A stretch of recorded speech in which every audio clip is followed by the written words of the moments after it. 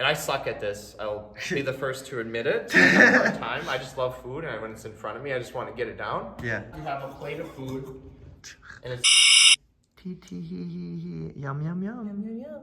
Coach Hunter. What's up? Tell us about weight loss pills. Because Ah. that is a topical topic, I would say.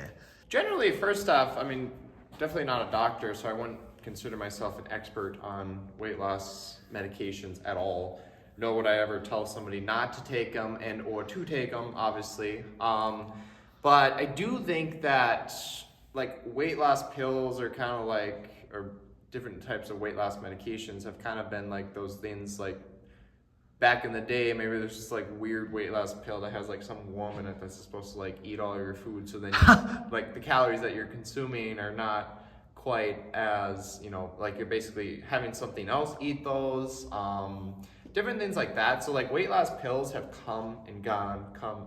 And a lot of the times, like what's happening right now is we have a great weight loss medication that was out, and yes, it helps with weight loss, but it wasn't designed for weight loss per se.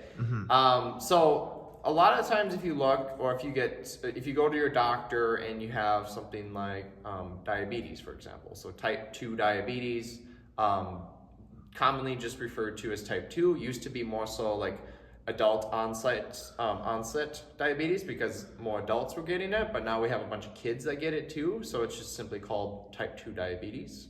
Okay. And it's type 2 diabetes is typically mostly from poor eating habits, poor lifestyle habits. It's lesser of a hereditary thing, in my opinion. But there's 6 main, and Tom, maybe you can list these out here, but there's 6 main like weight loss medications that I believe are being prescribed commonly. And again, I'm not an expert on these. These are just what I hear about from clients, what I hear about from friends and family and things like that talk to me about it. I could be totally wrong with this, to be honest. But semaglutide or Ozempic or Wegovy, I think it's called. Semaglutide is what Ozempic and Wegovy are, right? They're the name brands. It's kind of like Advil. It's just like a certain type of NSAID or whatever. I don't take pain pills, so I don't know the names, to be honest. So I'll mostly be talking just for the sake of it, and everyone, I mean, you could literally have a textbook on weight loss medication. There's probably multiple out there, right? But I'll mostly just be talking about semaglutide, okay, or Ozempic, since it's the most popular brand of weight loss medication that's out there right now, and it's being misused, if you would. So, like I said, it's a drug that's designed to help individuals with type 2 diabetes and maybe extreme cases of obesity. But now we have a bunch of people that are going to their doctors saying, I can't lose weight, this, and that, I have 15 pounds to lose, and really, they just want a quick fix, or they want the magic pill, which it literally is marketed as the magic pill, right? And that's how it would be designed. So the problem with that is, and we'll go through like some of the areas of concerns that I have with weight loss medications or semaglutide and specifically, but one of the problems is we're running out of that drug now because it wasn't designed for everybody. It was designed for people with type 2 diabetes or maybe extreme cases of obesity. But now everybody and their mother is getting on the drug, and now we're running out, okay? I always think if you're going to go on it, not that we're trying to discourage you by any means, but understand what it does, right? Understand what the medication that you're going on actually does before you jump on it. So kind of for an example, the semaglutide works on a certain receptor called the glucagon-like peptide, or GLP-1 receptor. And it has indirect effects on leptin and ghrelin, which essentially cause you to feel more full, okay? One way to think about it, leptin is kind of like that friend that tells you, hey, I think you've had enough to eat, but that friend is kind of sitting in your gut, so it literally like tells your brain, I think you've had enough to eat, you probably don't need to like finish that cheesecake, you probably don't need to finish this, and you're good. Ghrelin, if it's elevated, it can be kind of like, hey, I think you should eat a little bit more. I think you're still hungry. You haven't eaten enough today. You haven't had enough calories, right? And that drug actually modulates those if that is that a good thing or a bad thing, I don't necessarily know, but I think it can be a bad thing if you have those hormones being dysregulated if you were to say have to get off of the medication, which I hope that you don't necessarily have to be on the medication for the rest of your life. Does that kind of make sense? Your hormones might get out of whack because of the drug that's modulating it, and then you are basically dependent on that. Otherwise, you jump off of it, you go back to your old self, and now ghrelin is coming in and it's like, eat more, eat more, eat more. And then you have a hard time staying to it. But like, understand somewhat what the drug does before you actually go ahead and start taking it. You know what I mean? Like, look at GLP-1 and see what that receptor is, see what it does, see how it affects you, and ask your doctor. And if they can't describe it, I wouldn't recommend you take something. Like, I always tell my PT clients or my nutrition clients, like, you should be able to hound me with any question that you want or maybe that you can think of. If I can't have an answer to it, like if it's me saying you should eat more fiber, and then they ask me why should I eat more fiber, and I can't give an answer, like, well, I think it's probably the right thing to do. Don't listen to me, you know what I mean? And that's kind of how it should be with your primary doctor or whatever doctor it is, right? So some areas of concern with going on the medication, and just putting it out there, I would recommend that you try to diet consistently for 6 months to a year. If you are not successful with it, then maybe talk to your doctor about potentially seeing if it's a good fit. But don't like try to diet for a week and be like, oh yeah, my diet doesn't work, I didn't lose any weight, and then go and jump on a medication. You know, give the dieting a real good try first. I'm 100% a believer that almost anyone out there can actually lose weight. There's a very small subset of people that have really more advanced issues that will need to be seeked out and fixed, but the weight loss drug might not help there either. So I would be really, really cautious, and my biggest concern and issue with going on, say, Ozempic or the other drugs, because leptin and ghrelin, those hormones, so we have satiety and hunger hormone, right?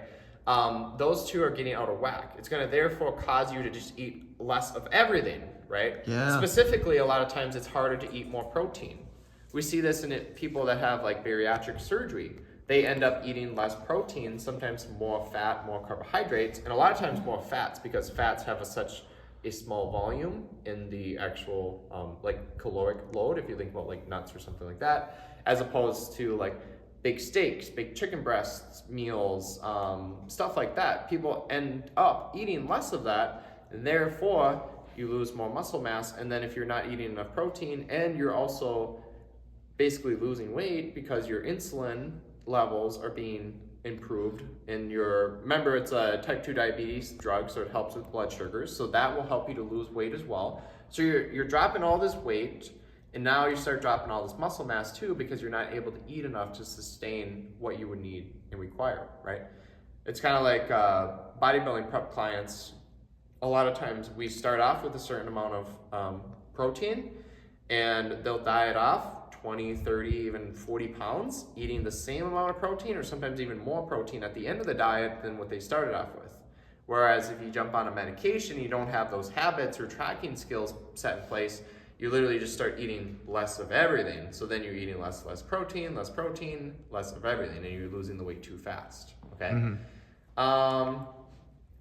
And then another thing would be the side effects that you get with the gut. So one of the functions in the way that the receptor, the GLP-1 receptor works, is it actually slows motility of the gut, so how fast you basically move food out. And one good example of that, and one thing to worry about, is imagine if you're eating a food. It's kind of like when it goes into your gut, it is in the gut, it's not necessarily within our system quite yet, right? We need to get it down into the intestines and have it broken down and absorbed. But the analogy here is that gut can be like a storage, like almost like your fridge. Like you buy it from the grocery store, you put it in your fridge, and then you eat it. If you leave it in the fridge too long, it goes bad, it rots. And that same kind of process can happen in your gut. You can have bacterial overgrowth and things like that if you're not moving your food through properly. And then you can get into many, many issues that would be a whole nother kind of topic discussion there.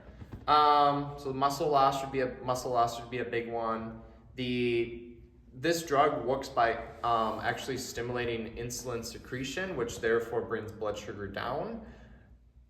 I don't have any research on this, but one thing that does happen for a lot of people, and I don't know why this wouldn't happen with the drug too, and I would speculate that it would. The pancreas has to produce insulin. The pancreas can only produce so much insulin because every organ that we have can only produce so much. It's kind of like you can only bicep curl with 20-pound dumbbell so many times before it just can't do it anymore. It doesn't matter if you have some external signal that's telling you to do it more, right? Tom could be sitting here telling me to do it more. Tom is in this analogy is actually the weight loss drug telling me to produce or do more, but eventually my bicep just tires out and I'm like, Tom, I can't do anymore. My bicep's not moving. The same thing happens with people that eat too much carbohydrates too often and for too large amounts, if you would.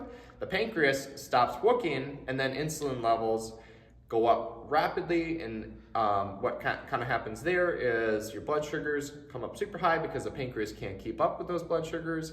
I would imagine that the same thing would happen being on this weight loss drug if you're not able to actually change your lifestyle habits, if that makes sense. Absolutely. If you're still eating, milkshakes and these like 600 or 1,000 calorie like coffees from Starbucks and things like that, right? Another big consideration is what are you gonna do if you actually run out of this drug? It's going to be hard for you to continue to lose weight. It's going to be hard for you to maintain where you're currently at. And I would really be cautious because we're already running into issues of the drug is getting harder and harder to find.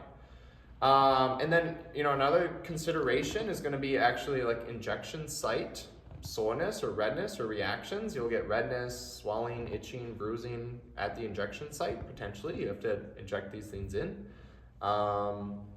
Thyroid tumors is something that seems to be correlative with this actual drug, specifically in animal studies.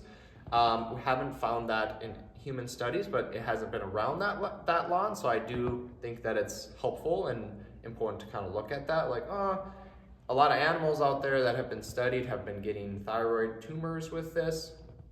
Does that mean that humans could too? Likely, to be honest.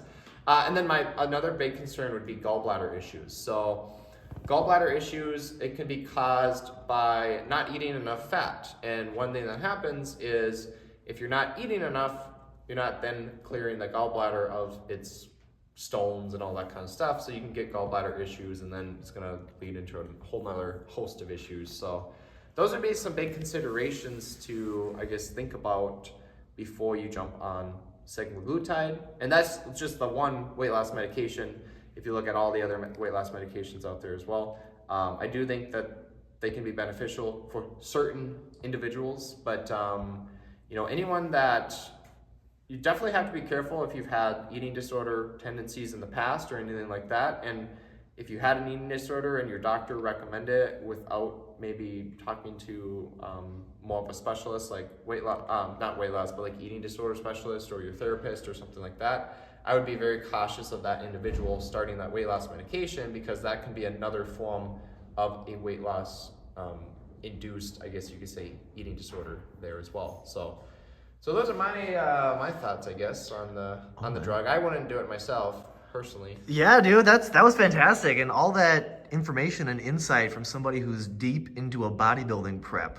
Doesn't have a lot of calories going to the brain by comparison to. And I would say too. So some people might give me some flack on the point that I made. Like, I believe most people can lose weight, right? Yeah. It's an N of one study, but I've been able to consistently lose weight and get very lean. My mom at some point was over like 400 pounds. My dad was like 350 pounds, 10 years ago. He's lost a lot of weight now. Both of my brothers deal with issues with weight loss, and we have a lot of obesity in my family. And I truly do think like a lot of it is the habits that we have. Yeah. The habits that my family has. Mm-hmm. And is it easy? Like, am I naturally a lean person? No, I gain weight pretty easily, but I can do I can build habits and do do what I need to do on a daily basis and get to whatever level of body fat that I want with habits. You know what I mean? Some people out there will be those people that can just eat whatever they want, not move around, and they're gonna still lose the weight. But I think everyone out there can kind of get to close to or all the way to where they want to be, as long as you're willing to take on some of the trade-offs that might come with that. You know, those trade-offs might be eating out less, drinking less, spending less, you know, eating less of your meals out as opposed to making them at home, so on and so forth. So that's the piece. That's fantastic. Yeah, life is habits. In conclusion, just kidding. There's a lot more to it, but thank you so much for lending all that information, Hunter. That was fantastic. How's your leptin and your ghrelin doing, Grace? You feel like my leptin is finally kicked in. My ghrelin was going strong there. So. Yeah, you had a feast. But no judgment. Never judgment. I had a grapefruit, chicken, broccoli, cucumbers. I think I'm good now. But also, you know, all of that was probably less than 400 calories. Right. So, Right. Volume. High volume. Yeah, Another piece. So remember, one thing that weight loss drug does is helps you to feel more full via that leptin hormone, leptin and ghrelin. One way that you can get more of an effect from your body, leptin, telling you you're full, is actually eating. And I suck at this. I'll be the first to admit it. I have a hard time. I just love food, and when it's in front of me, I just want to get it down. Yeah. But eating slowly. So eating slowly helps a lot, because if you have a plate of food, and it's not odd that I have a plate of food, or it was a plate of food here a little while ago, but imagine you have this plate of food.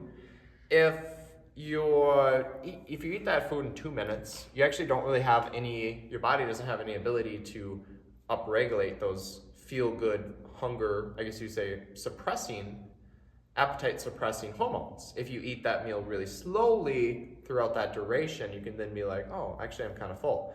That's why, like, my brothers and I used to actually have a thing that we would do where we would say, when we go to a all-you-can-eat buffet, we would say, hey, don't wait too long after your first plate, because if you do, you'll be too hungry to have another one. And then after the second one, we'd be like, all right, you got to go up back and go really quick now. And then we do that with dessert too, because we would try to eat as much as we could at certain all-you-can-eat buffets. Those are the habits. Those are the bad habits. Those are the habits. But that's a good way to kind of get around that feel full hormone. Whereas, like, maybe you go to a buffet, you're at like an all-inclusive resort, you're at this buffet, and you're like, okay, I'm gonna have my first plate. I'm gonna take like 10, 15 minutes to eat that plate, and then I'm gonna just relax here for 5 minutes and see how I feel. After those 5 minutes, you might be like, hey, you know what? I'm not really hungry anymore. Maybe I'll just go get like a little dessert. And then that ends up literally having you eat one whole less plate, which might be like 1,000 to 2,000 calories. And that can add up a ton over the years, because it's like, this might sound kind of crazy, but where you're at, how much weight you either gained or lost in the last year is determined by how many calories you ate on average across the whole year. Sure. You know what I mean? Sure. So yeah, there we are. Thanks again, Hunter. Really appreciate you, man.